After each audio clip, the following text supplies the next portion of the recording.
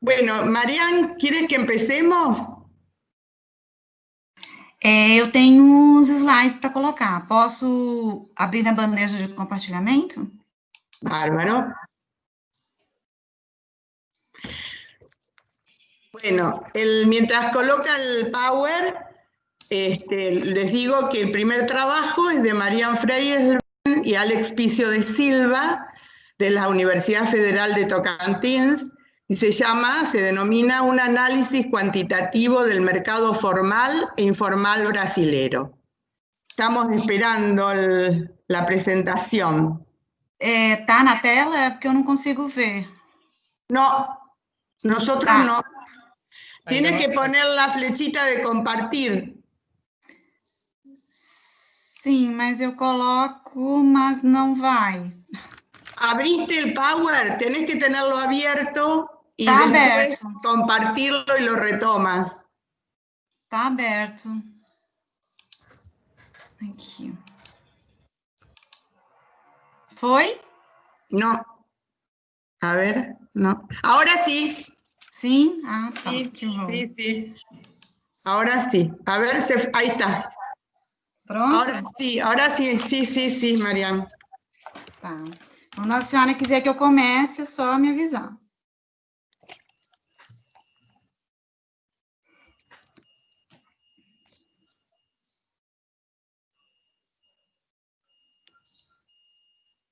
Comienza nomás, ¿eh?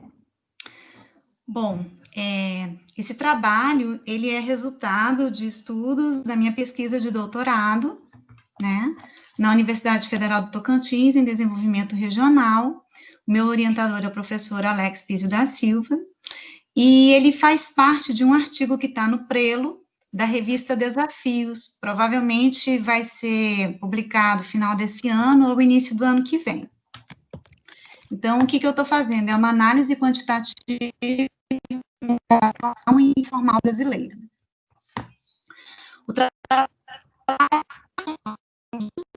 Hay problemas en el audio. Oi? No, había algún problemita en el audio. Posso continuar? Sí. Tá. O indivíduo inserido no mercado formal de trabalho possui acesso a direitos que lhe são otorgados em contextos de informalidade. Geralmente, o trabalhador que se insere no mercado informal o faz por necessidade e submete-se à isenção de direitos e benefícios, característicos da formalidade.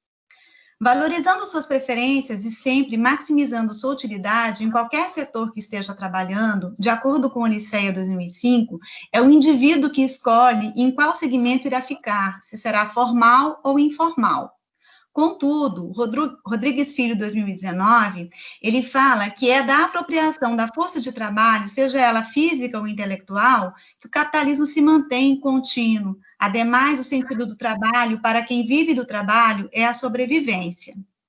Gomes, 2011, fala que o trabalho é uma atividade que ocupa a maior parte do tempo do trabalhador, como também um fator de socialização, considerando a principal pessoa com a realidade.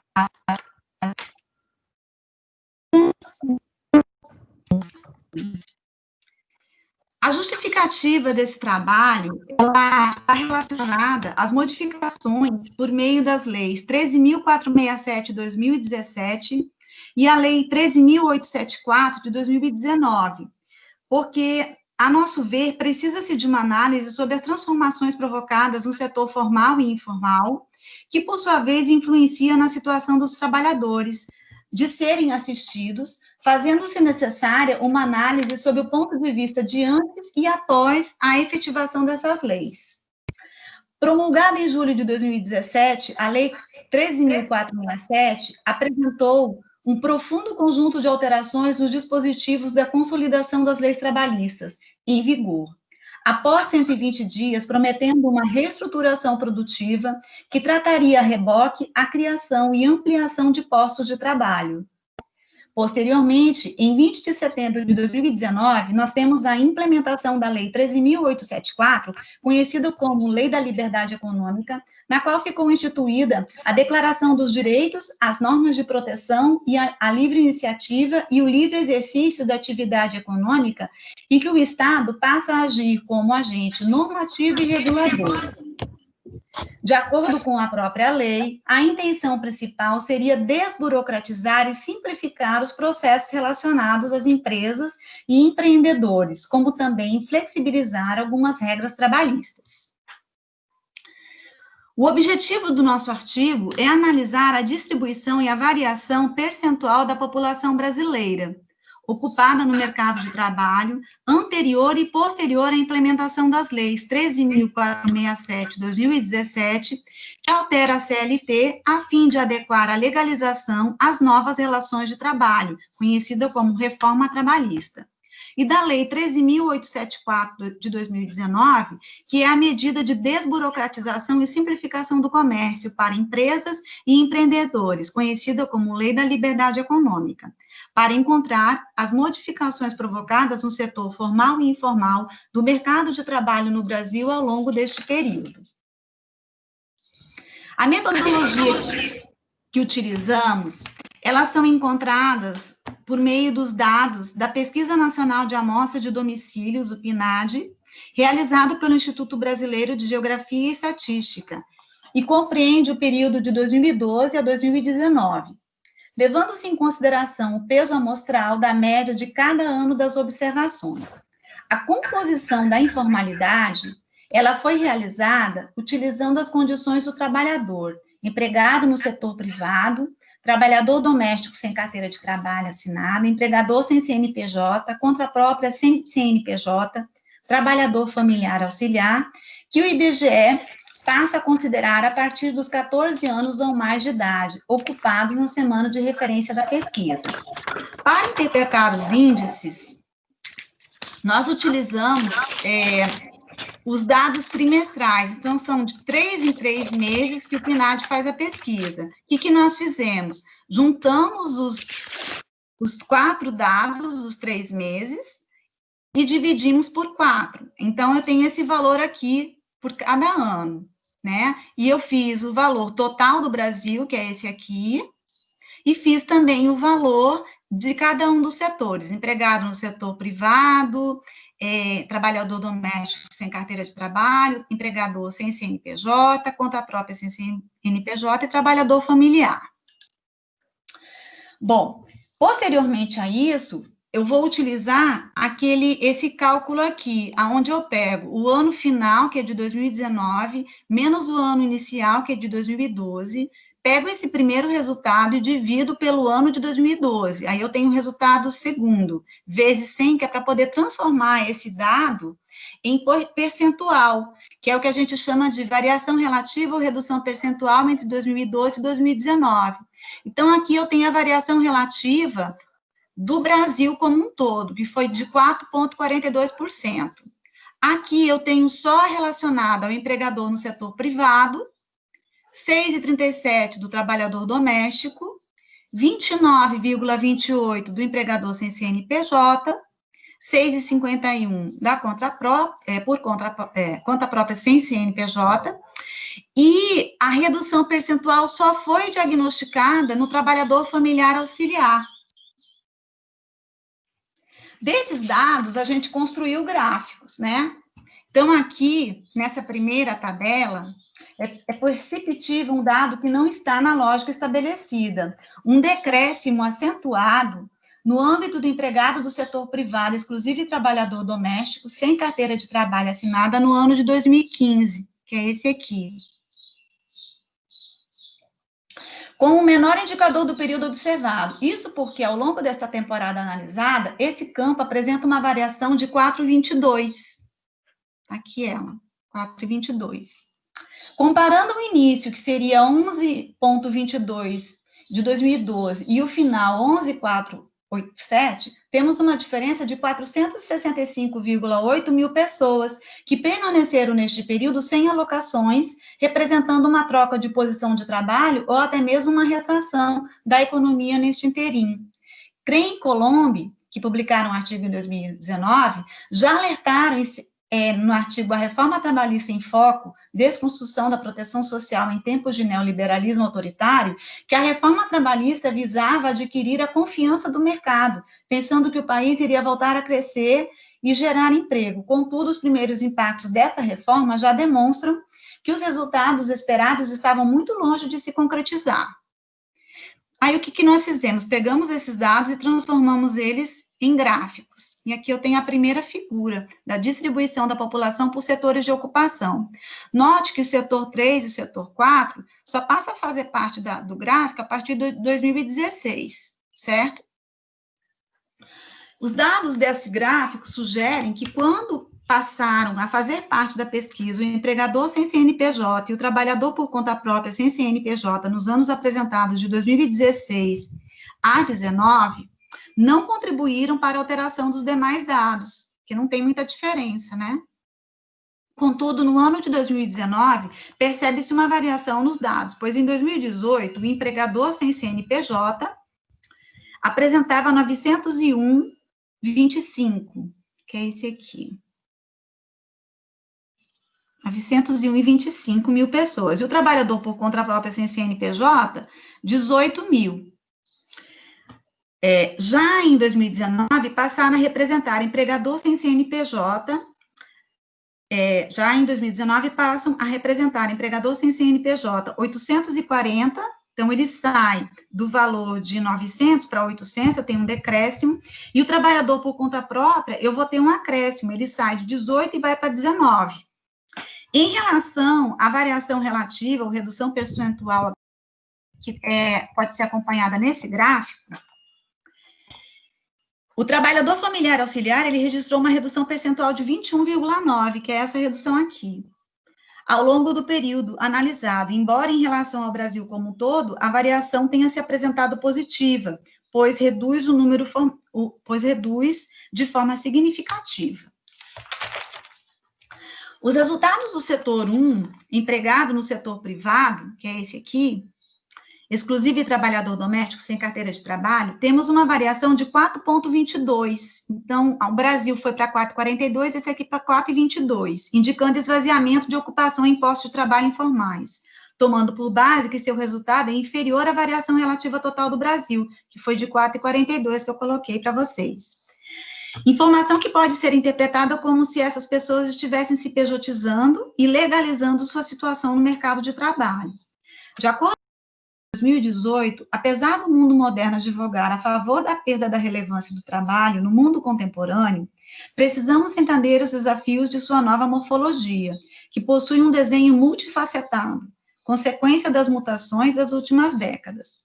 Se levarmos a interpretação de acordo com os resultados do decrescimento da economia brasileira como um todo, os dados passam a ser preocupantes, pois revelam estado de decadência não só da economia brasileira, como principalmente das mãos que vivem do trabalho, que, de acordo com os dados, ficaram ociosas e não foram para o setor formal, pois o número de empregos com carteira assinada não aumentou neste período. Aí a gente chega às considerações finais. Os principais resultados demonstram que não está ocorrendo esvaziamento do setor informal, nem mesmo decréscimo da maioria de seus setores. O único setor com decréscimo considerável, com uma redução percentual de 21,9, refere-se ao trabalhador familiar auxiliar. Contudo, tomando por base sua baixa e pequena produção, cujo destino da renda final somente complementa a renda da família, na verdade, esse resultado ele gera uma preocupação, com base na informação da função mínima que esse setor representa para a economia nacional, e comparado com a função desse setor na economia da família dos brasileiros, que certamente possui muita representatividade. Os dados apresentados são, no mínimo, constrangedores, pois revelam por alto que a informalidade persiste e agora ainda mais precarizada. Percebe-se que existe a legalização da terceirização e da pejotização, e mesmo assim as mãos que vivem do trabalho continuam a trabalhar horas a mais de sua rotina como informais. Apesar do aumento da precarização das condições das relações de trabalho no Brasil como um todo, o cenário mercadológico de trabalho segue em tendência de declínio no tocante a direitos às mãos que vivem do trabalho. O estudo não esgota a seara do tema, mas ele revela dados importantes que iluminam e direcionam para o aprofundamento de novas pesquisas. Nos slides, eu utilizei essa bibliografia. E, ao final, eu gostaria de agradecer à organização do Seminário Internacional, à FURB, à Universidade Federal do Tocantins e ao Instituto Federal de Educação, Ciência e Tecnologia do Tocantins. Essa é a minha apresentação.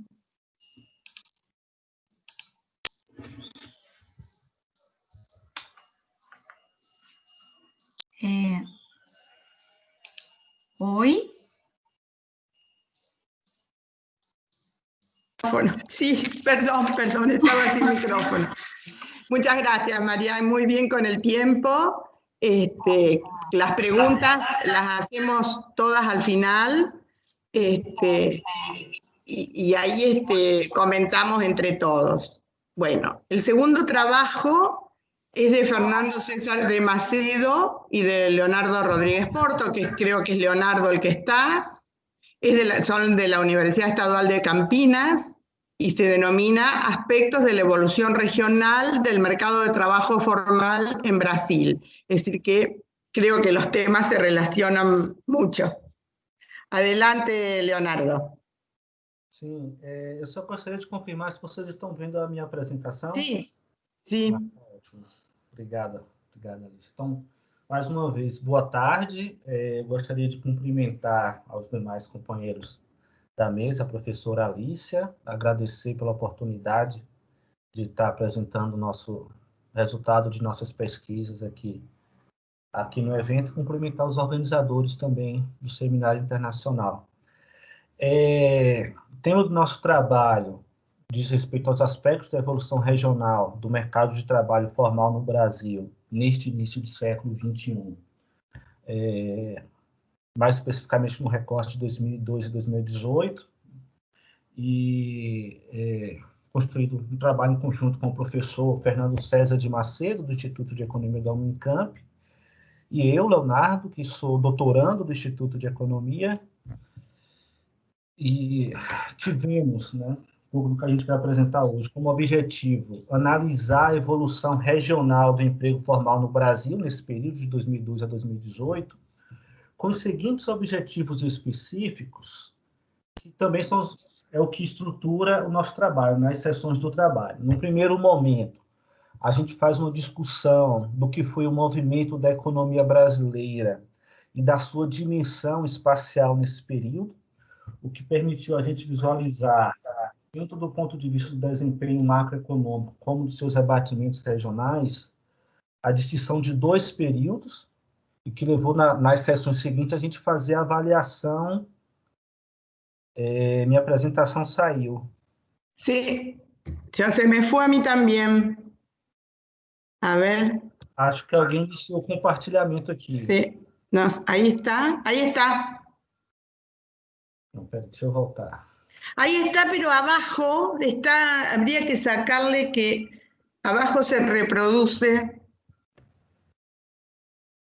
Não, é porque saiu, por algum motivo, outra pessoa está compartilhando a tela.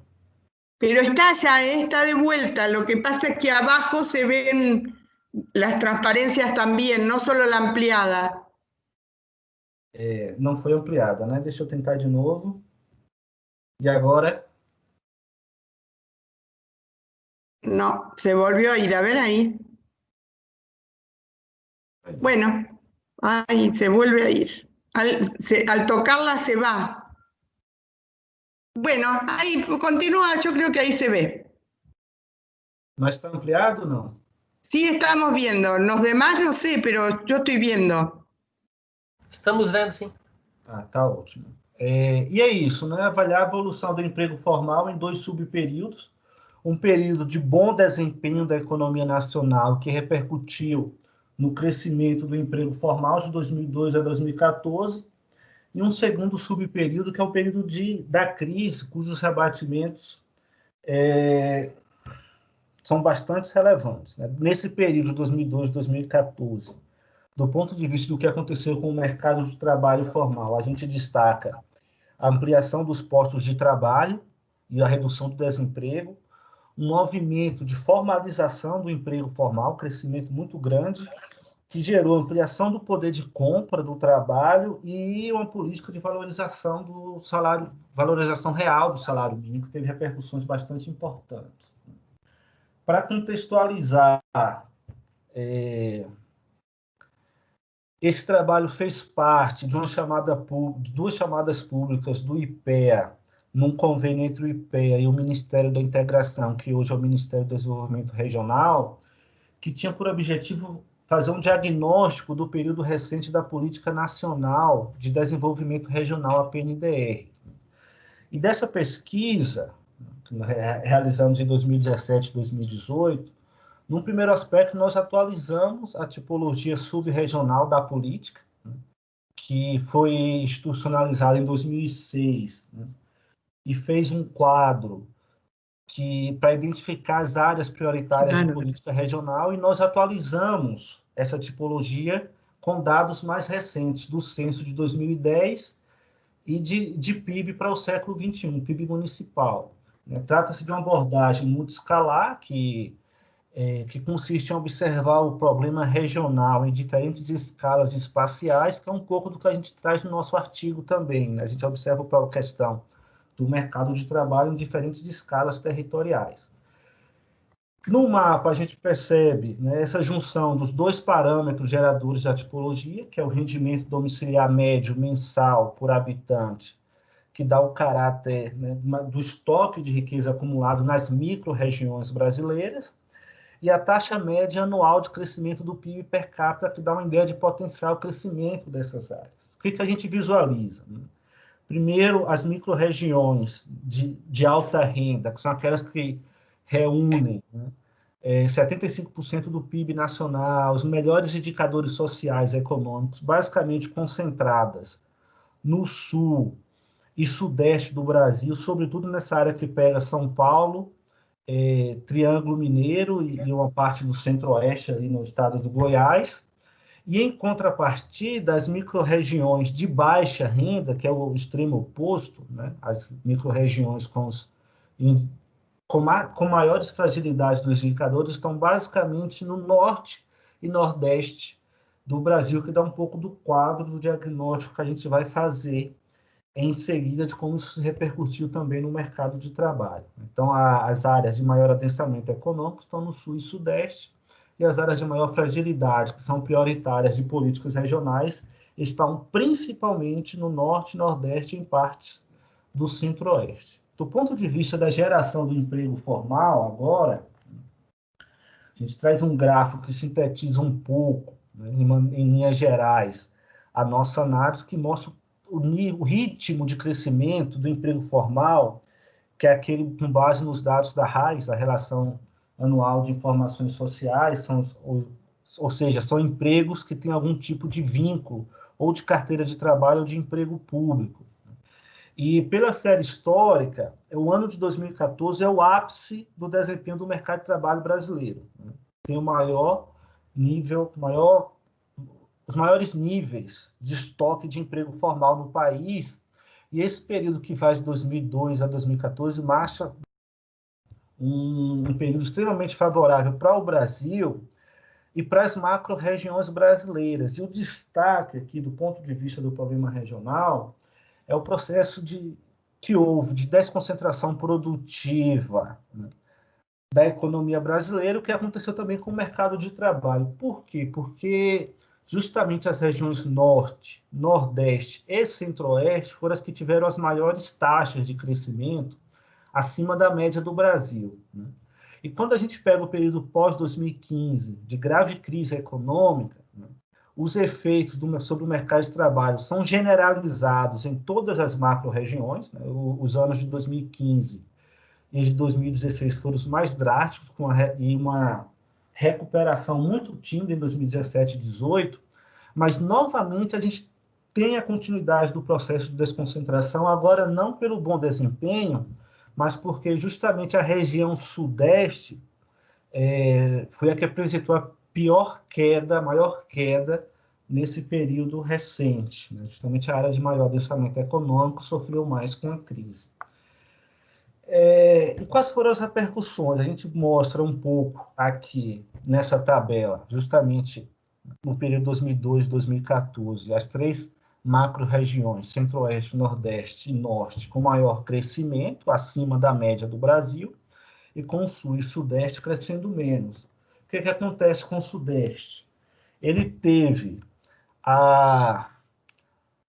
o menor ritmo de crescimento na fase de expansão e a maior queda nesse período de crise econômica. Por outro lado, já pensando aqui no período 2015 e 2018, tem que se destacar positivamente a recuperação que o Centro-Oeste apresentou após 2015 e 2016, muito puxado pelo bom desempenho das commodities, que foi também o que, de certa maneira, segurou a economia brasileira no pós-crise. E a região sul, que embora tenha tido uma queda no subperíodo, né, 2015 e 2016, se recuperou bem no período seguinte. O resultado disso são as mudanças de participação relativa do emprego formal nesse período. Então, a região sudeste vem diminuindo a sua participação relativa, é o caso mais expressivo, e a região nordeste veio aumentando. A gente vai falar um pouquinho sobre esses resultados quando a gente olhar ao nível das micro-regiões, como a gente vê agora nesse quadro. Essa aqui é a tipologia, naquele mapa que a gente mostrou anteriormente, e ela acompanha nessa escala de análise aquele mesmo desempenho que a gente demonstrou com as macro-regiões. Então, justamente as 3 tipologias que são objeto de alguma política regional, com a PNDR, foram as que apresentaram ritmo de crescimento maiores do que a média do Brasil. Vocês devem lembrar que a gente mostrou no quadro anterior, era de 4,7 no período 2002 e 2014. As de alta renda apresentaram, né, as menores taxas e, no período de crise, a maior queda, de modo que a crise econômica teve maiores repercussões, principalmente nos maiores centros urbanos, nas áreas de maior concentração de renda do país. O outro destaque é que, nesse período de crise, as micro-regiões de baixa renda não apresentaram queda, muito porque são áreas bastante dependentes do emprego público, e esse não varia conforme os ciclos econômicos, o que garantiu uma certa estabilidade do ponto de vista do emprego formal nessas áreas, né? Nada obstante, as micro-regiões de alta renda ainda concentram, embora tenha perda de participação relativa, ainda concentram 3/4 do emprego formal do país. Então, aquela área mais escura do primeiro mapa que a gente mostrou é a área que concentra a maior parte dos empregos formais, embora haja, ainda que tímido, sem mudar posição estrutural, uma queda e um crescimento das outras micro-regiões na sua participação relativa, como a gente mostra aí no restante da tabela. Como é que isso aparece no mapa que fecha um pouco dessa nossa análise?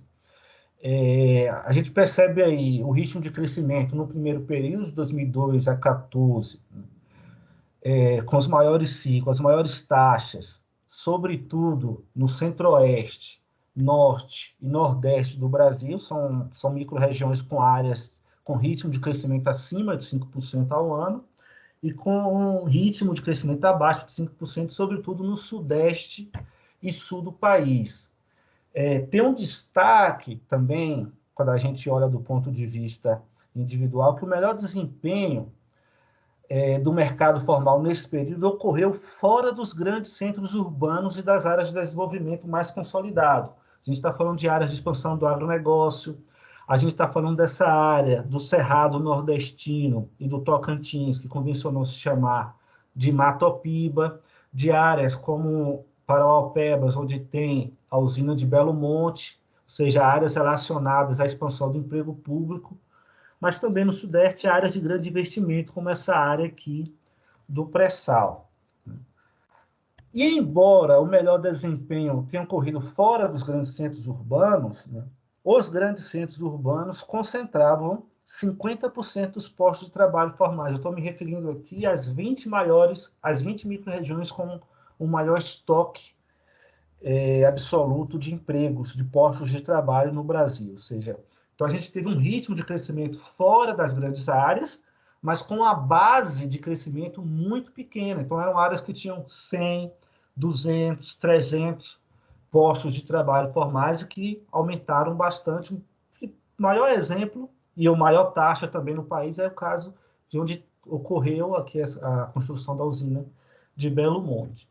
Já no período seguinte, é um quadro diferente, a gente tem, né, em vermelho, as áreas no Brasil, as micro-regiões no Brasil que apresentaram um decréscimo, agora, né, espalhada por todo o território, mas ainda há um desempenho mais favorável nas áreas do Norte e Nordeste, e em quase todo o Centro-Oeste, embora com menores taxas.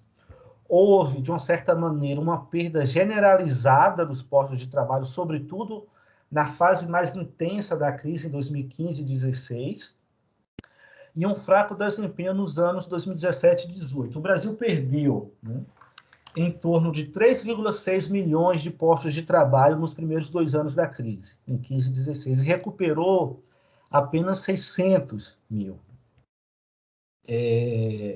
Os destaques negativos estão, em termos relativos, né, em várias micro-regiões do Rio Grande do Norte, que chamou muita atenção, principalmente o estado do Rio de Janeiro, que quase todo ele perdeu participação, perdeu estoque, melhor dizendo. A micro-região onde está a região metropolitana do Rio de Janeiro foi a que apresentou a maior perda absoluta, e isso não foi decorrente exclusivamente da crise, mas da desarticulação que houve, ao mesmo tempo, da indústria petrolífera envolvida com a Operação Lava Jato e com outros aspectos que gerou, né, desinvestimento, afastamento de algumas empresas estrangeiras, de modo que o Estado do Rio de Janeiro, na nossa análise, apresentou como um quadro mais grave. E o Estado de São Paulo tem áreas, por ser também a mais consolidada do ponto de vista da economia, do emprego formal, é também mais sensível às variações. O destaque para esse período é que desses 3 milhões de empregos perdidos, que eu chamei a atenção, 2/3 de todo o emprego perdido no período concentravam-se em apenas 10 micro-regiões, que são as micro-regiões dos maiores centros urbanos. Estou falando de São Paulo, Rio de Janeiro, Belo Horizonte, Fortaleza, Recife, Salvador, Distrito Federal, Porto Alegre, Curitiba, Osasco. Então, do ponto de vista do emprego formal, basicamente as grandes perdas estão nos grandes centros urbanos, onde o que agrava a crise metropolitana, por assim dizer, com a crise econômica. Então, tem considerações, caminhando para o fim, o texto, a gente procurou evidenciar as maneiras pelas quais os mercados de trabalho regionais puderam reagir aos ciclos econômicos recentes, destacando os 2 períodos de bom desempenho depois de crise econômica em diferentes escalas regionais. A desconcentração produtiva regional se manteve e a gente destaca para o mercado de trabalho, né, 2 vetores importantes para a melhoria das condições de vida, que foi, né, um movimento de formalização do mercado de trabalho. A formalização cresceu a um nível mais acelerado que o próprio crescimento do emprego e a política de valorização do salário mínimo. Então, tem essa fase positiva, em que a desconcentração foi motivada justamente pelo bom desempenho daquelas áreas prioritárias da PNDR, mas com a crise, os efeitos recessivos foram generalizados e a desconcentração agora se deu porque o impacto negativo foi maior nas áreas de maior densamento econômico. Em resumo, já como proposição ao debate, esses efeitos sobre o mercado de trabalho brasileiro marcam a inflexão de sua trajetória recente em seus aspectos regionais, e esse período novo, esse período em curso pós-2015, A gente destaca um novo conjunto de determinações de condicionantes estruturais do mercado de trabalho que estão a redefinir sua trajetória futura. Alguns, inclusive, foram apontados por nossa colega na apresentação anterior. Eu agradeço a atenção de vocês. Deixa eu disponível. Gracias, Obrigado. Leonardo. Dejamos para después preguntas. Y bueno, y vamos al tercer trabajo, que es de Valdir da Silva, Valesca Cristina Barbosa, Valmor Sliokchev, no sé si digo bien el apellido, de la Universidad Regional de Blumenau, donde deberíamos estar ahora, y se denomina Desenvolvimiento Regional y Género, un estudio de casos en la industria del material eléctrico y de comunicación en Timbó.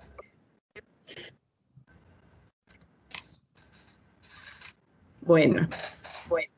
Conseguem visualizar o trabalho? Todo está, se ve perfecto, ¿eh? Agora caiu. Opa. Ya está, ¿eh? Se ve. Tranquilamente. Obrigado, colegas. Bom, então, inicialmente quero cumprimentar o Leonardo pela exposição muito interessante, a Mariane, a professora Alicia pela condução dos trabalhos e a oportunidade, né, de participar. O nosso trabalho é intitulado Desenvolvimento Regional e Gênero, um estudo de caso na indústria do material elétrico e de comunicação em Timbó. Ele é composto por 2 autores agora, tendo em vista que a terceira...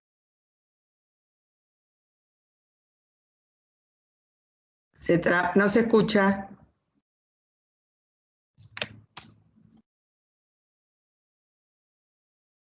Eu acho que travou o Valdir. No se escucha.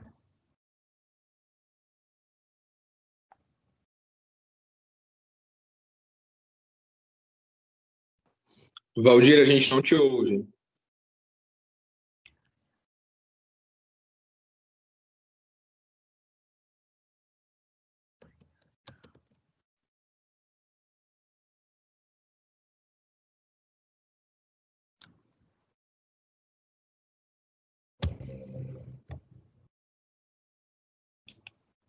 No, se fue.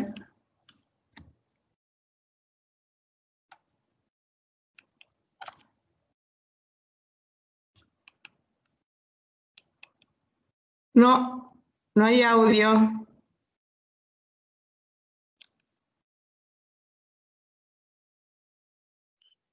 Como o microfone dele está aberto, eu acho que é mais provável que ele tenha caído agora. Ele até saiu da sala, provavelmente a internet dele, professora. Sí, no sé cómo se soluciona. A gente pode aguardar que ele retorne ou então encaminhar a apresentação de outro trabalho enquanto ele resolve o problema. No, porque este es el último, son 3 nomás. Ah, ok. Então a gente pode esperar ele retornar durante... Pero ¿qué habrá pasado? La conexión de Valdir perdió la conexión. ¿Podemos aguardar que ele retorne? Sí, claro, no hay problema. Esperemos a ver qué pasa.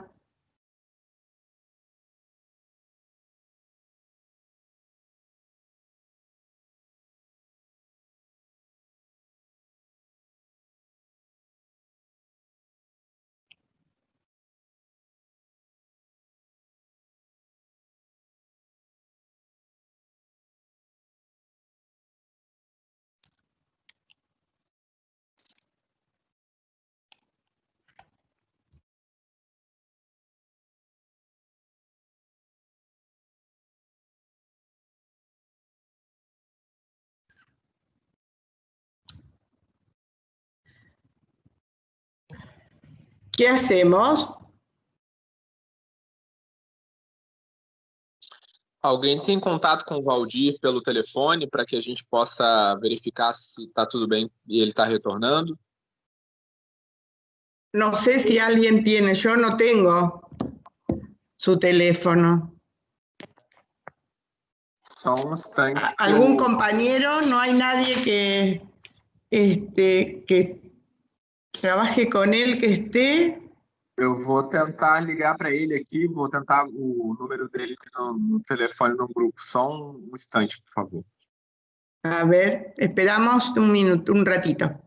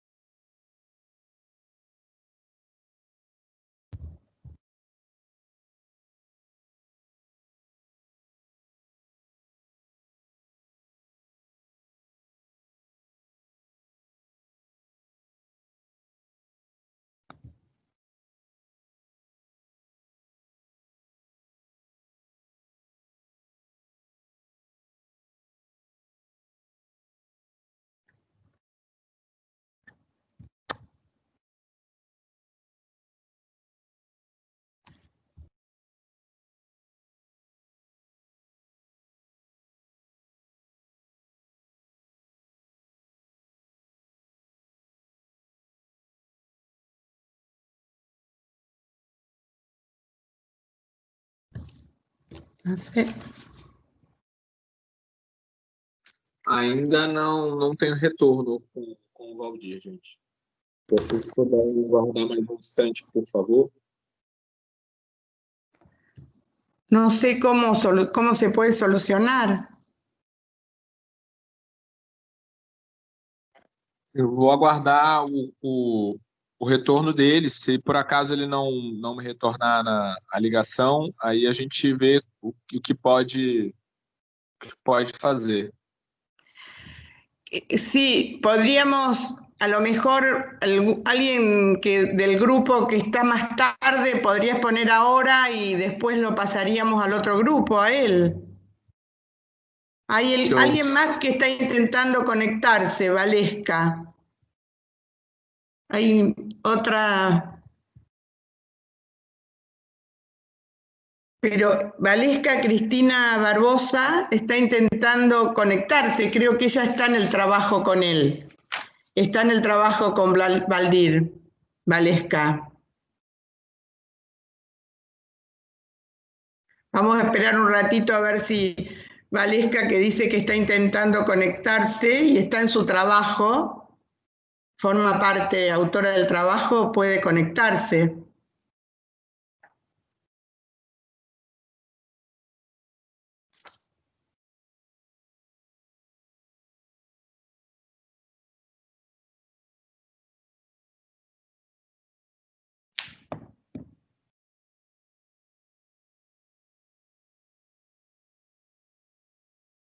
Valesca no tendrá Valesca no tiene micrófono. No, a ver qué nos dice. No. Olá. Hola, Valesca. Valesca. Eu não estou. Olá. Eu não estou mais no trabalho. Eu tinha pedido à comissão para tirar meu nome porque eu não consegui participar efetivamente da produção do trabalho. Então eu pedi para sair, mas eu acho que a comissão ainda não tinha tirado. E eu estou tentando contato, mas ele também não está me respondendo pelo WhatsApp.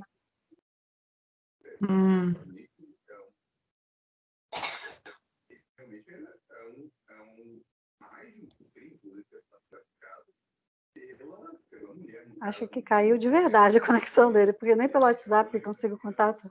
¿Se habrá quedado sin internet, sin conexión? Pois é, sem nenhuma, não está recebendo a mensagem pelo WhatsApp também.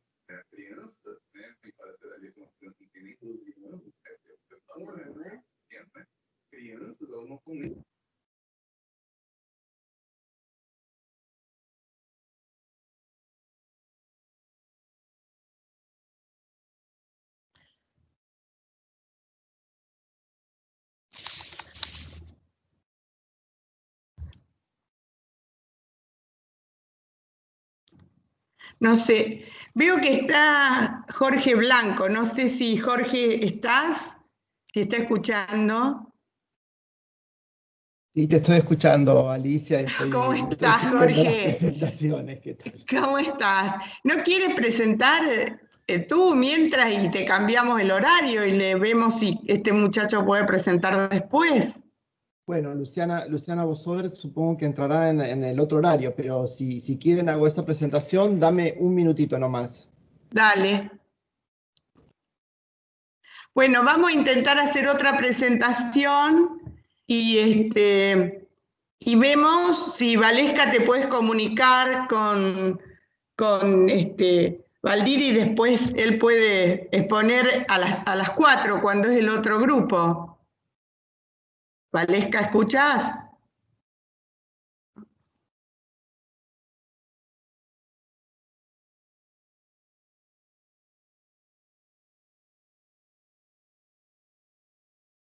Sí, sí, escuto.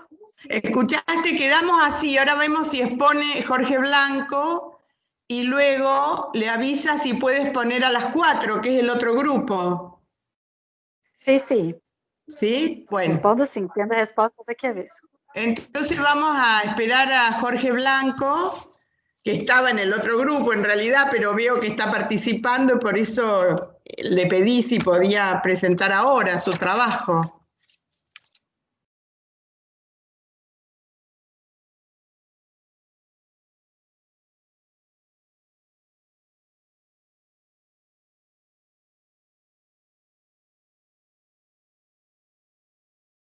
Qué pena.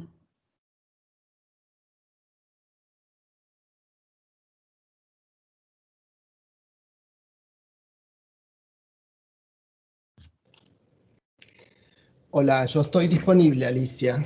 Bueno, comencemos entonces con el trabajo de Jorge Blanco y Luciana Bosover, Movilidad cotidiana en contextos de desigualdad socioterritorial, el caso de la movilidad por trabajo del servicio doméstico en la región metropolitana de Buenos Aires, pertenecen a la Facultad de Filosofía de la Universidad de Buenos Aires. Hola, Jorge. Bueno, buenas ¿Cómo tardes estás? para todos, para todas. Voy a empezar a compartir pantalla y les pido que me avisen si se ve correctamente. Perfecto. Todavía no.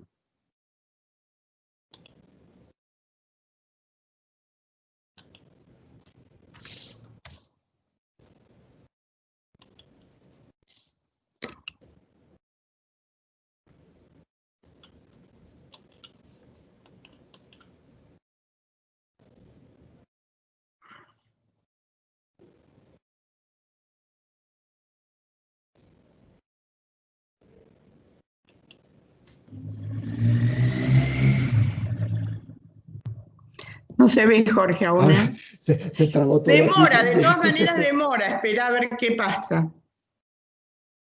¿Compartiste? Sí, compartí, pero se trabó aquí. A ver, vamos de vuelta. Compartir.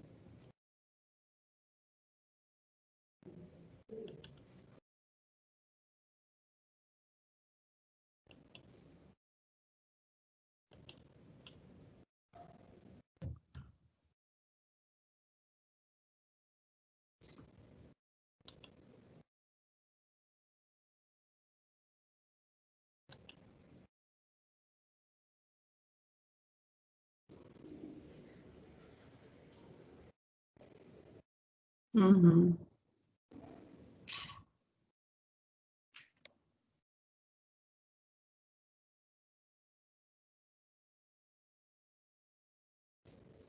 ¿Lo abriste primero, Jorge?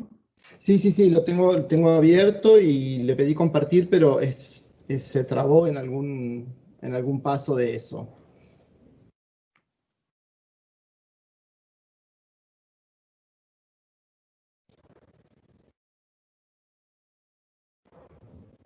Y me dice que el programa no responde ahora.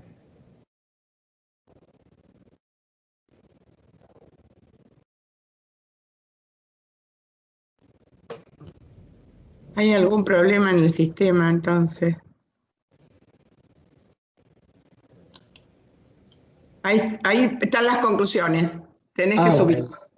Tenés que subir. Ok. Vamos Ahí, entonces. a ver. Y ahora se fue. Otra vez, a ver. No, debe estar pensando. Hay un problema en la conexión, me parece. Está lento. Porque recién se veían las conclusiones. Jorge, em outra sala, participante teve o mesmo problema com o PowerPoint e me encaminhou em e-mail e eu passei de acá enquanto você hace sua apresentação. Eu manejo os slides e você apresenta. ¿Y cómo se hace?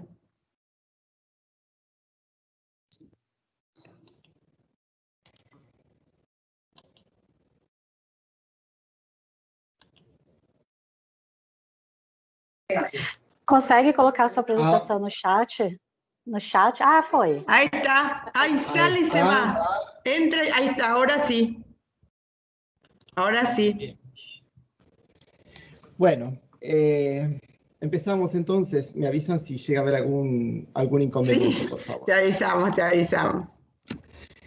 Nuestra presentación se titula Movilidad y segregación socioespacial, el caso de las trabajadoras del servicio doméstico en la región metropolitana de Buenos Aires. La investigación que da origen a esta presentación se viene desarrollando desde hace algún tiempo en el marco de una serie de estudios sobre movilidades metropolitanas en la región metropolitana de Buenos Aires, que intenta ver una combinación de, por un lado, diferentes grupos sociales, diferentes contextos territoriales y viajes específicos. Entonces, esa matriz de triple entrada, podríamos decir, esas tres dimensiones, nos permiten articular una serie de casos de estudio en torno a la movilidad que tienen la posibilidad de contribuir a una visión mucho más diversificada de las movilidades metropolitanas, que suelen tener como trazos gruesos y estar dominadas por los grandes números. Entonces, en esta oportunidad, el objetivo principal de la presentación es analizar los principales rasgos de la movilidad por trabajo del servicio doméstico en la región metropolitana de Buenos Aires, y el interés está centrado en que las trabajadoras del servicio doméstico tienen algunas particularidades en términos de su conformación como colectivo, como grupo, y el análisis de esa movilidad permite indagar en algunos de los componentes estructurales de la diferenciación social de la región metropolitana.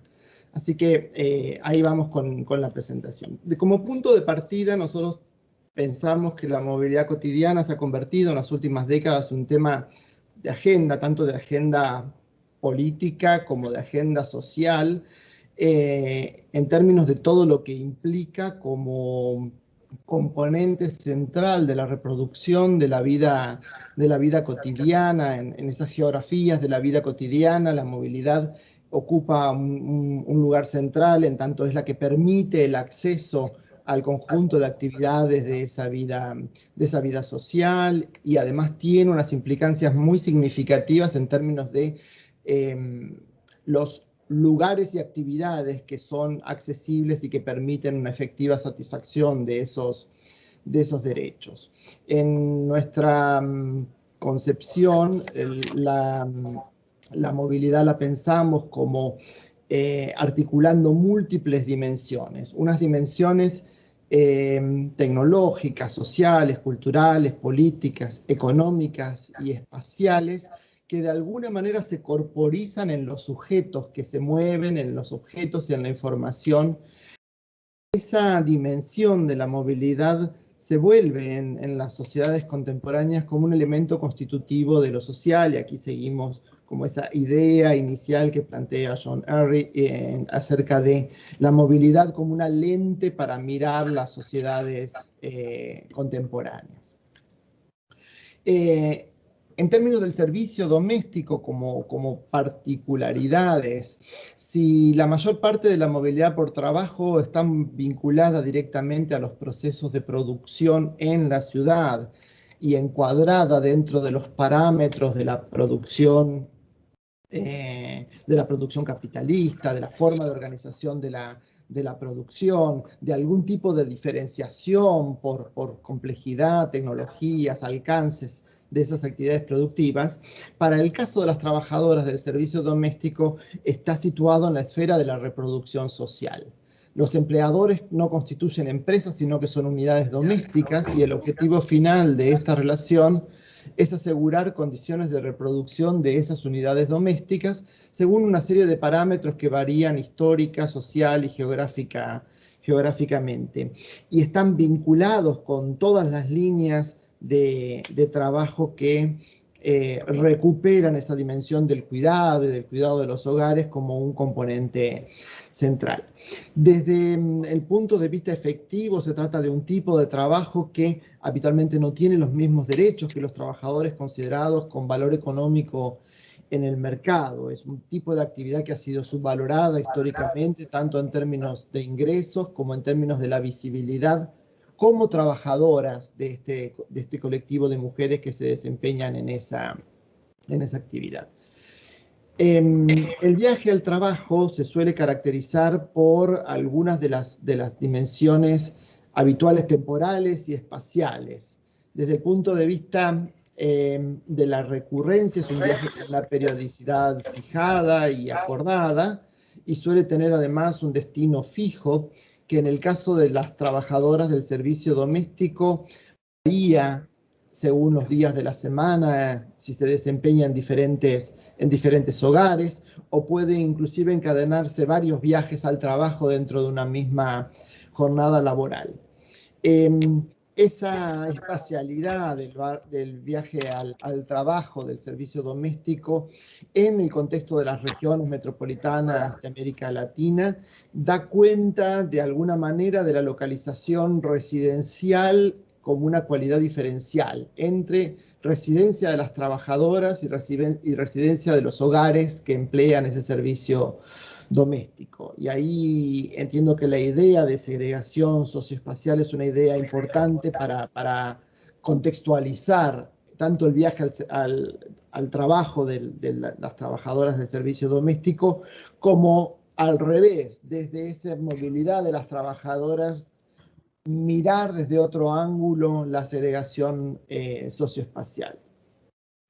Esa dependencia mayoritaria de las trabajadoras del servicio doméstico a los hogares de ingresos más bajos condiciona notablemente las posibilidades de opciones residenciales, y entonces es allí que esa mayor o menor segregación residencial es la que agudiza esas distancias en el espacio metropolitano y origina todo un set de viajes diferenciados temporal y espacialmente que vamos a analizar en términos más prácticos. En este marco, en este contexto, la investigación más precisa trabajó con una aproximación cuantitativa, en este caso, con fuentes estadísticas que brindan información sociodemográfica, pero también con fuentes que representan datos de movilidad y que proceden de una encuesta de movilidad domiciliaria, o los datos que empiezan a aportar los sistemas de boleto electrónico que tienen una categoría para distinguir las tarifas diferenciales de las empleadas del servicio doméstico. En otros estudios nosotros hicimos un abordaje más cualitativo, a través sobre todo de entrevistas, para el caso de las trabajadoras del servicio doméstico que se desempeñan en urbanizaciones cerradas, que es un estudio particular que ya también hemos desarrollado. Se estima que hay cerca de 450.000 trabajadoras en la región metropolitana que son trabajadoras del servicio doméstico, con una feminización casi total de la actividad. El 97% de las trabajadoras son mujeres, y esas trabajadoras del servicio doméstico representan el 15% de la fuerza laboral femenina. O sea, es muy alto el porcentaje de mujeres que se desempeñan con estas tareas. Entre ellas también hay un elevado porcentaje de mujeres migrantes, ya sea de otras provincias de la Argentina como del exterior, especialmente de Paraguay y de Perú. Es un tipo de actividad que, como decía antes, se caracteriza por altos niveles de precarización e informalidad, a pesar de que hace unos años se sancionó una ley que facilitó un proceso de formalización que se ha dado, pero que aún sigue siendo muy insuficiente. También se caracterizan por un diferencial de años de instrucción en relación con el conjunto de las mujeres ocupadas, y que además hay un alto porcentaje de estas trabajadoras que son jefas de hogar y en hogares donde hay un único adulto. Entonces, todas estas condiciones generan algo de un contexto de vulnerabilidad socioeconómica muy elevado para este grupo de trabajadoras y de sus hogares. Puestos en concreto en la región metropolitana de Buenos Aires, una situación clave es esta identificación entre los lugares donde residen las trabajadoras y los lugares donde desempeñan sus tareas cotidianas. Entonces, el mapa lo que muestra es una especie del saldo entre trabajadoras del servicio doméstico residentes y trabajadoras del servicio doméstico que trabajan en esa jurisdicción. Y puede leerse una tendencia general en las que hay algunas pocas jurisdicciones, que estoy señalando aquí con el cursor, especialmente el núcleo central, la Ciudad Autónoma de Buenos Aires, donde son muchas más las trabajadoras que se desempeñan en la jurisdicción que las que residen en la jurisdicción. Esto da el carácter como de receptor neto de esta jurisdicción y algunas del eje norte y del eje sur que la rodean, conformando áreas que atraen trabajadoras del servicio doméstico y que básicamente proceden de las áreas más periféricas de la región metropolitana. Puede observarse como en este primer cordón metropolitano hay una cierta paridad entre trabajadoras y residentes, pero en el segundo cordón metropolitano es muy superior la cantidad de trabajadoras que residen en la jurisdicción y que van a desempeñarse a otras jurisdicciones. Es decir que como tendencia general hay un patrón que da cuenta de un peso significativo diferencial de estas trabajadoras que aumenta hacia la periferia metropolitana en términos proporcionales, y además vale la pena decir también que dentro de cada una de las jurisdicciones hay una cierta heterogeneidad en la que al mismo tiempo residen trabajadoras del servicio doméstico y hay hogares que emplean servicio doméstico. Lo que refleja el mapa es un saldo neto, digamos, de jurisdicciones netamente expulsoras o que emiten viajes por servicio doméstico de aquellas que reciben ese tipo de trabajadoras. Junto con la caracterización inicial de jurisdicciones receptoras y emisoras, se puede pensar en una diferenciación en términos de cuáles son los modos de transporte que utilizan estas trabajadoras en comparación con el resto de los trabajadores metropolitanos. Y puede verse en el gráfico que predomina el desplazamiento en autobuses en un porcentaje muy superior al que tienen el resto de los trabajadores metropolitanos, y que por el contrario, es inexistente el uso del automóvil particular para hacer ese viaje al trabajo, que sí es importante en el resto de los trabajadores metropolitanos. En fin, muestran que esa pertenencia a un grupo social diferencial tiene que ver también con una diferenciación social en el uso del conjunto de modos de transporte que utilizan estas trabajadoras. Hay un peso más importante del ferrocarril, por ejemplo, las trabajadoras del servicio doméstico que en el resto de los trabajadores, en tanto que son relativamente equivalentes los viajes a pie en un caso y en el otro, ¿sí? Fíjense también que, por ejemplo, el uso del metro, que está más orientado hacia sectores de ingresos medios en la Ciudad Autónoma de Buenos Aires, tiene una representación menor en el caso de las trabajadoras del servicio doméstico. O sea que, desde el punto de vista del uso social de los distintos modos de transporte, hay una diferenciación notoria de este colectivo. Otro aspecto en que se manifiesta esa diferenciación es en relación con el tiempo que dura el viaje al trabajo y con la cantidad de etapas que hay que realizar. En términos de tiempo, nuevamente, la comparación entre las trabajadoras del servicio doméstico a la izquierda y el resto de los trabajadores a la derecha. Y puede observarse que los viajes relativamente cortos, de hasta 15 minutos de duración, que están aquí en la base de las barras, son menores en términos porcentuales en el caso de las trabajadoras del servicio doméstico que en el caso del resto de los trabajadores.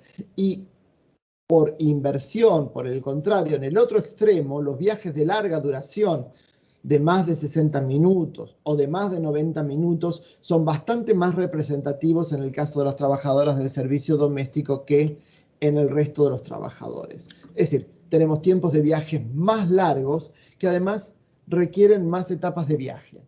Esto es, cuántas combinaciones hay que realizar para llegar del lugar de residencia al lugar de trabajo. Para el conjunto de los trabajadores, es menor esa cantidad de etapas, dado que existe un cierto ajuste en las redes en términos de aportar conexiones entre áreas donde hay concentración de empleo. Las trabajadoras del servicio doméstico tienen sus empleos dispersos en la estructura metropolitana, en distintos barrios, en distintos corredores, en distintas zonas residenciales metropolitanas, y por lo tanto es más difícil que las redes disponibles estén adecuadas a esa necesidad de conectar los propios lugares de residencia con los lugares de trabajo y por lo tanto obligadas a realizar mayor cantidad de transporte.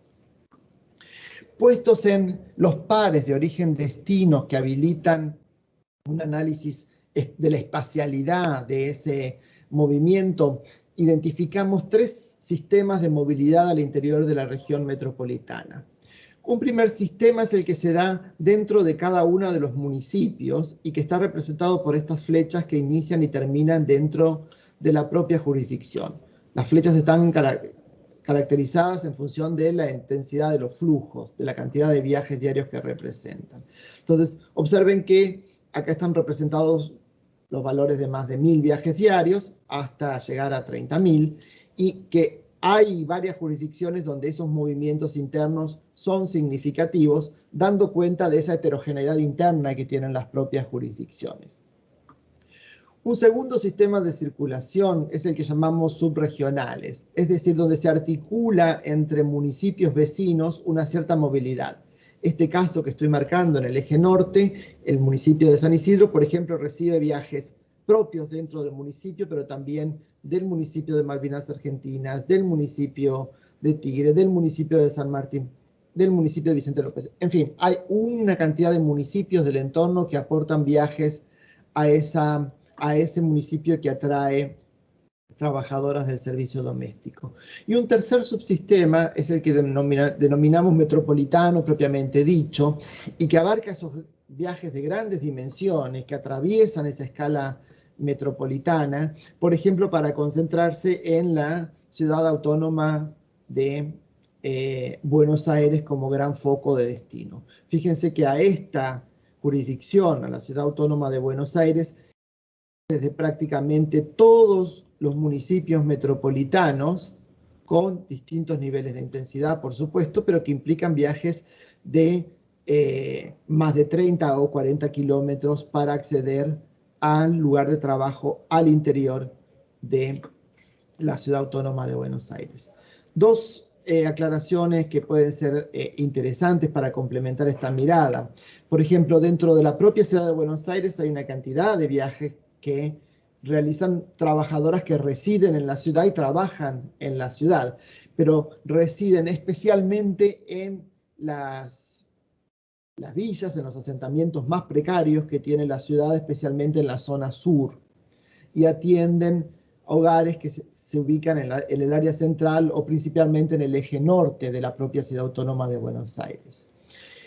Y la segunda consideración acerca de estos viajes internos es que hay una cantidad importante que responden, sobre todo en las áreas periféricas, a ese patrón de barrios populares que proveen de mano de obra las urbanizaciones cerradas que se encuentran en esos entornos. Hay varios casos en los municipios de esta segunda corona metropolitana que responden a esa dinámica de trabajadoras y urbanizaciones cerradas. Para ir concluyendo, nos parece que el análisis de la movilidad por trabajo de las trabajadoras del servicio doméstico en la región metropolitana de Buenos Aires constituye una entrada que permite ampliar ese espectro de diversidad de movilidades, dándole matices, aclaraciones, una diferenciación social más marcada a los grandes análisis sobre la movilidad por trabajo.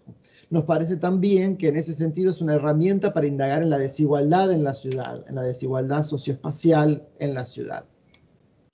Los patrones de viaje de estas trabajadoras son diferentes del resto de los trabajadores, tanto en el uso casi excluyente de transporte público, como vimos en algunos de los gráficos, como en la realización de viajes más largos, de mayor duración y con más combinaciones modales. De alguna manera representan una aproximación a las peores condiciones de viaje por trabajo en esa escala metropolitana y muestran esfuerzos personales de magnitud derivados de los largos tiempos de viaje, de espera y de combinación que implican, entre otras cuestiones, dificultades para articular el trabajo con otras actividades y una restricción en las oportunidades de acceso a bienes y servicios en la escala metropolitana. Y finalmente, nos parece que este caso de la movilidad de las trabajadoras del servicio doméstico remite en última instancia a los modelos de ciudad y de circulación metropolitana que se han construido históricamente, tanto en términos morfológicos como de diferenciación social, con particular énfasis en las condiciones de acceso a la vivienda, que son las que discriminan fuertemente estos lugares de residencia de las trabajadoras del servicio. Eso era todo. Muchas gracias. Gracias, Jorge. Bueno, espérate que no tengo, sí. Les agradezco. Antes de continuar con preguntas, quería decirle a Valdir, que creo que se logró conectar, o a Valesca, si están, que los esperamos a las 4, porque como ya avisó recién, a las 3:30 está el cierre, no podemos prolongarnos mucho más. Y hay 3 trabajos en el otro grupo, así que no sé si me está escuchando, Sí. Valdir. ¿Me estás escuchando? Bueno, bueno, fue una pena. ¿Qué íbamos a hacer? No podíamos demorar mucho más, pero te esperamos a las 4. De todas maneras, lo que quería decir es que este último trabajo, con otras consideraciones, porque creo que tiene mucho de segregación espacial, que me parece interesante, también tiene de informalidad, porque el servicio doméstico está considerado dentro del sector informal para nosotros en el cálculo, y por lo que vi en el trabajo de Brasil, de Marianne, fue exactamente igual, digamos, ¿no? Lo que ahora, bueno, pueden hacer preguntas, y si no, yo después hago algunas que me quedaron ahí dando vuelta. Entre ustedes pueden presentar preguntas. Si las podemos hacer así habladas, ya que somos poquitos, no hay ningún problema.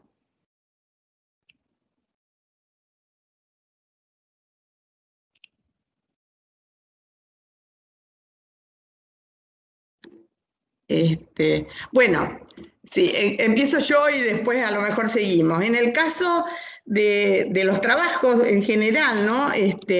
Y sobre todo en el de Marianne, por ahí es un problema del idioma, pero no me quedó claro si dentro de lo que es decir, la separación entre lo que es informalidad y precariedad, porque gran parte del trabajo informal podría ser precario también dentro de las líneas que ella me estaba presentando.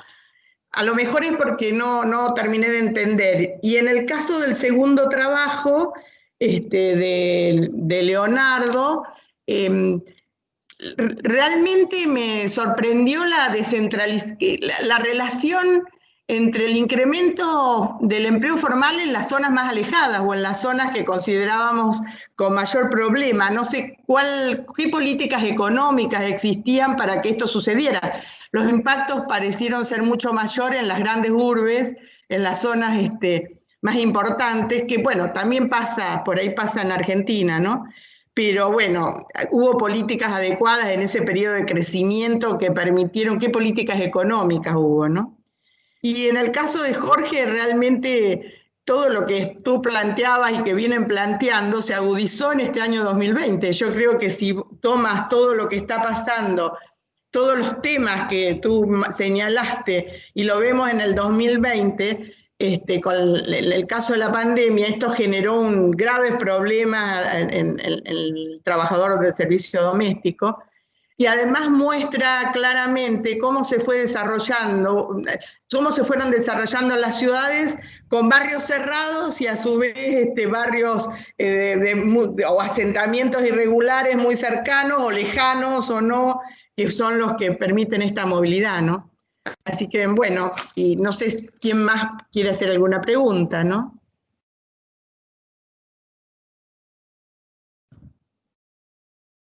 A ver, ¿está Marián? ¿O Leonardo? Leonardo?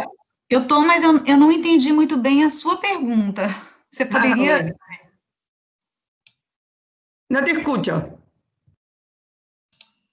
Alicia, eu não entendi a sua pergunta em relação ao meu trabalho. Se você pudesse repetir...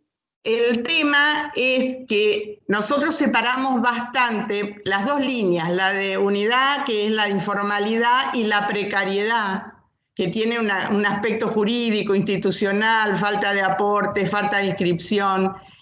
¿Ustedes tomaron eso también? Então, eu não sei se eu entendi direito, se não tiver entendido, você me corrija. Na verdade, primeiro tem a separação do formal e do informal, né? Aham.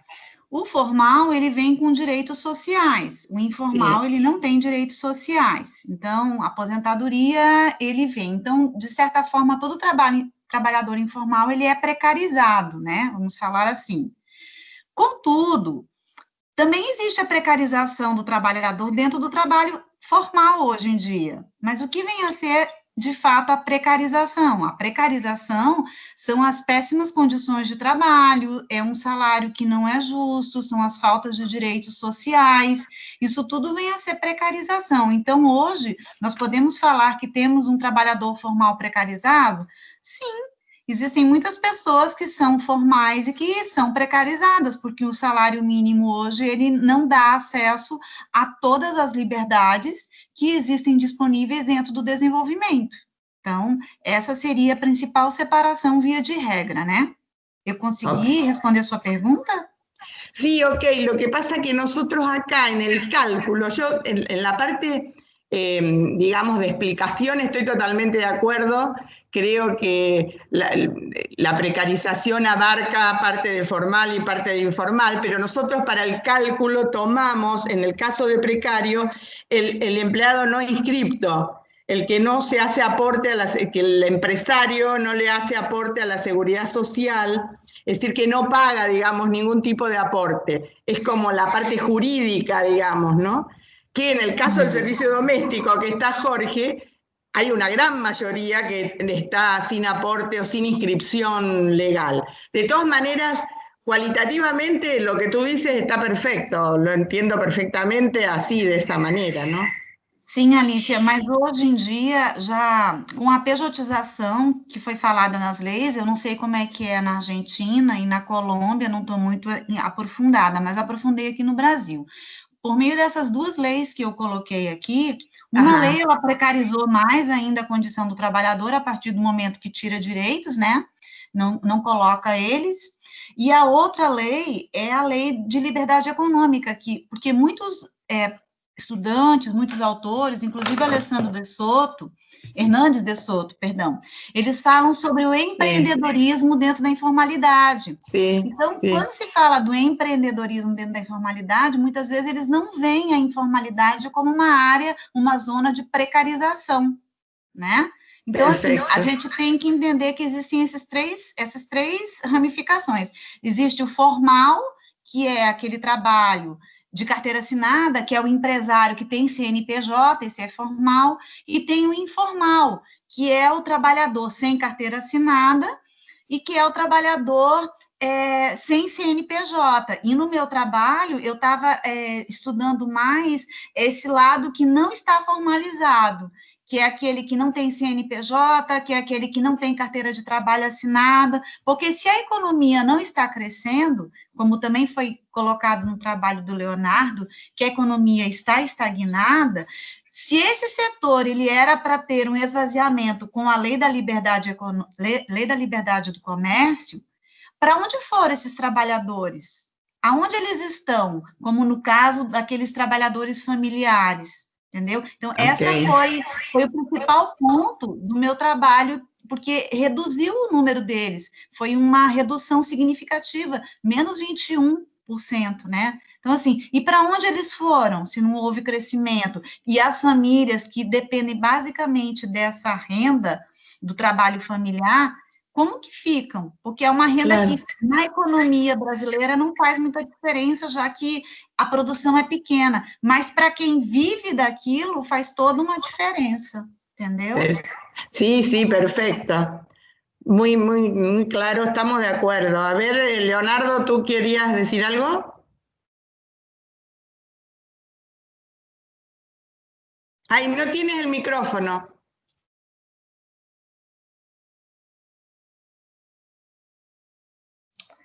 Eu desativei o meu. Agora sim. Tá me ouvindo? Não, só respondê-la, professora, só a sua pergunta. Primeiro, obrigado, uma pergunta extremamente importante, né, uma observação. Antes, eu fiquei na dúvida, e aí é o desconforto com a plataforma nova, se vocês conseguiram ver os mapas que eu apresentei, né? Sim, fantástico. Então, tá ótimo. Por isso me chamou a atenção, por los lugares, não? Então, é isso. Tem um debate que está muito relacionado à pergunta que você me fez, né? As áreas mais precarizadas apresentaram um crescimento, né? E quando se esperava que fossem mais as áreas mais urbanizadas, com maior adensamento, quais foram as políticas?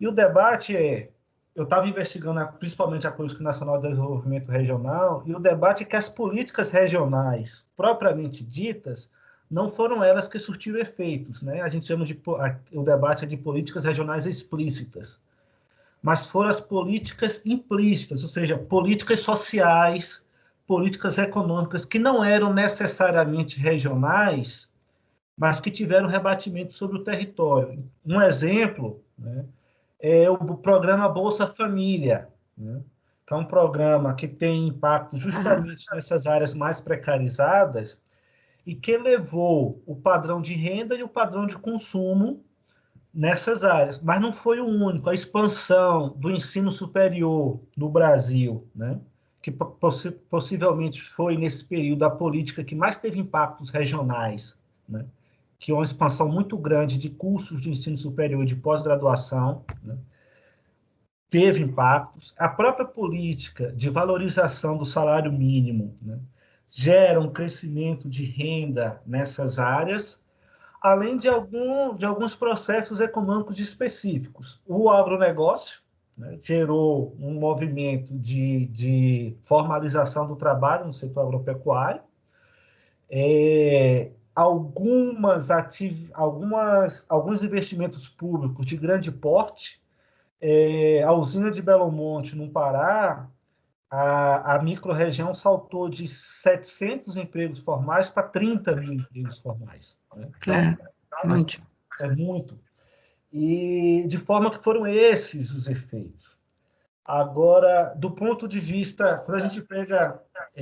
porque no Brasil, os anos 90, neoliberalismo, né, muito forte. Os anos 90, o desemprego aberto era muito grande e era maior nas regiões metropolitanas. Claro, igual que acá. A queda do desemprego também foi maior nas regiões metropolitanas. Então, as micro-regiões de alta renda, onde estão as regiões metropolitanas, do ponto de vista do desemprego, foram as que tiveram a maior queda do desemprego. Porque também é o que concentra 75% da economia, 75% dos postos de trabalho. Né? Então, por isso que na crise, né, ou seja, elas respondem mais aos ciclos econômicos e por isso que na crise foram as que mais caíram. E é o que explica também a desconcentração nesse período de crise. Você tem uma maior estabilidade nessas áreas mais precarizadas, muito emprego público, que continua, não oscila, né? E o emprego formal, né? Um pouco do que a Mariana acabou de falar também, o maior impacto acaba sendo nessas áreas. São Paulo, o Rio de Janeiro e as demais regiões metropolitanas do Brasil. Gracias, Leonardo. Jorge. Bueno, gracias por los comentarios, Alicia. Sí, efectivamente, las trabajadoras del servicio doméstico son uno de los sectores con mayor cantidad de trabajadoras en situación informal. No hay un dato muy preciso precisamente porque ese sector es muy difícil de estimar, pero se calcula que alrededor del 70% de las trabajadoras están en condiciones informales. Así que es un número altísimo esa situación de informalidad. La informalidad en estos casos deviene de una cantidad articulada de vulnerabilidades y de fragilidades, por ejemplo, a la hora de sostener desde algunos planes oficiales el ingreso de esas personas que no están registradas en términos generales o a las cuales es muy difícil obligar a sus empleadores, que son hogares, a que les mantengan el salario en época de pandemia, como es lo que debería haber ocurrido. Digamos, las condiciones de la pandemia obligaban a mantener el salario y hay algunos datos iniciales que hablan que muchos hogares dejaron de pagar ese trabajo a las trabajadoras del servicio doméstico e inclusive que dieron de baja muchas trabajadoras del servicio doméstico que ya estaban formalizadas. Así que claramente es un sector muy afectado por la pandemia en ese sentido de las caídas, pero además en otro sentido también. Y es que desde el punto de vista de la movilidad en un área metropolitana, la región metropolitana del tamaño de Buenos Aires, toda la estrategia de restricción del acceso al sistema de transporte público condiciona notablemente la posibilidad de vuelta al trabajo de estas trabajadoras. Porque, por ejemplo, se hicieron algunas estimaciones y era como el quinto grupo de trabajadores que generaban más intercambios entre la ciudad autónoma de Buenos Aires y el resto de los municipios. Entonces, abrir eso implicaba un impacto muy significativo sobre el transporte público con potencial foco de contagio. Había una situación como de mucha tensión que aún sigue sin resolver. Por ejemplo, las trabajadoras que viven y trabajan dentro de la ciudad autónoma pueden volver a sus lugares de trabajo, pero quienes residen en algunos municipios del conurbano y tienen que ir a trabajar a la ciudad autónoma todavía no están habilitadas para realizar ese viaje en transporte público.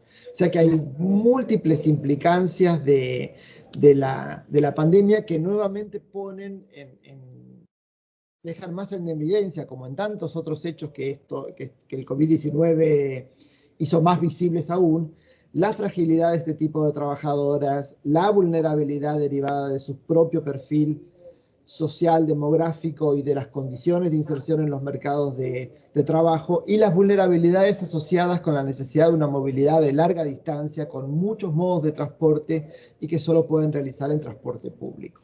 Ese conjunto de vulnerabilidades está quizá más expuesto que nunca en una situación de crisis sanitaria como la que se está viviendo, sanitaria y económica, ¿no?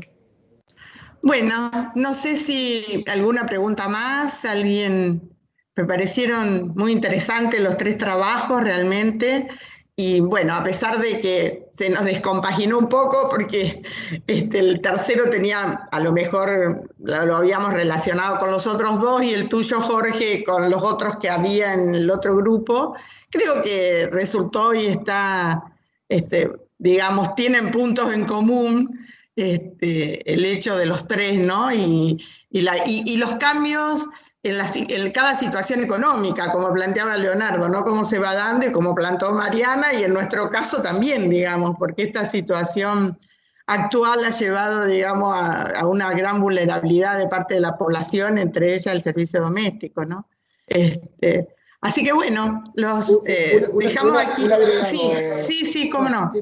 No hay tiempo. Que con distintas escalas también los trabajos abordaron el tema de la informalidad. Exacto. En distintas escalas. Entonces, desde una mirada más integral del mercado de trabajo general, con una mirada general, nacional, claro, hasta una diferenciación regional que tenía el otro y un estudio de caso todavía más concentrado. Y más local, ¿no? Esto puede aceptar y ponerse más complejo cuando se aplican diferentes lupas para mirar esa espacialización que tiene el mercado de trabajo y los trabajadores y el perfil de los trabajadores. Exacto, sí, me parece muy interesante. La parte escalar me parece... Es decir, hubo un trabajo amplio, un trabajo regional y tu trabajo más específico, ¿no? Más local. Bueno, muchísimas gracias. A las 4 está el otro grupo.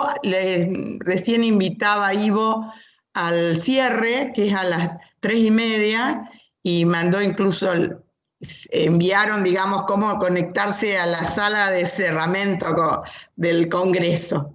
Los esperamos y muchas gracias. Hasta prontito, dentro de un ratito, digamos. Adiós.